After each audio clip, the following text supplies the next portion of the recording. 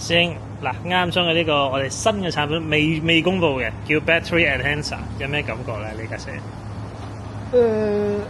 佢個轉數好似我停咗入喺高轉啦。我唔知係之前嗰個 chip 定呢個 chip 啦，但係我係 feel 到我俾一滴油應該行緊4000轉嗰個油咧，佢俾多起碼2000、3000嘅轉數，同埋我停去到6、7千轉啊！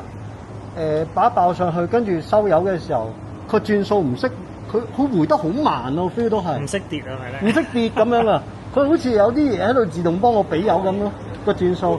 但係我係第二粒 chips 嘅問題。唔係 chips，佢完全冇改過你電腦。我明白，應該係第二件產品啦，應該咁講。係啦，係啦。哦，呢個我覺得係要習慣，因為我過往揸即係我都裝咗之後咧，其實我發覺有個情況就係有時呢啲彎，你係期望佢會自然減速㗎。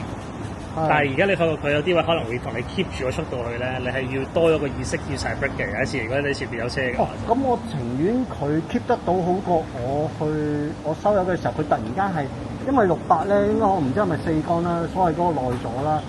我一停油嘅話咧，其實架車係拉得好緊要，尤其是雙騎嘅時候咧，我車我女朋友咧，如果突然間窒油咧，我揦幾粒子又唔係，我唔揦又唔係。一唔揦嘅話咧，我就咁停油咧，佢就挫得拉得好犀利，同埋每次剔波咧，比之前更加順咗，因為佢 keep 得到轉數。我快排咧，佢呢個快排佢係一剔高嘅時候咧，佢其實會自己同我自動斷油噶嘛。但係一斷油嗰下咧，如果之前未裝呢啲任何嘢啊，佢起碼揦咗我1000至2000轉左右㗎。咁變相架車其實係會棘一棘，然之後先至再識得上咁樣樣。係嘥一段我諗有秒零嘅時間。但係而家咧，我每次我就算一波上2波都好啦，我快排咧，佢完全唔錯。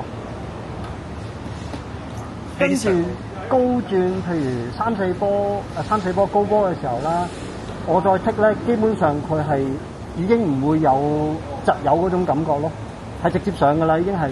跟住個轉數咧都唔會有少少回落，係直接 keep 住個轉數再繼續上去咯，係咁樣樣咯。係咁樣先係跑車啊嘛！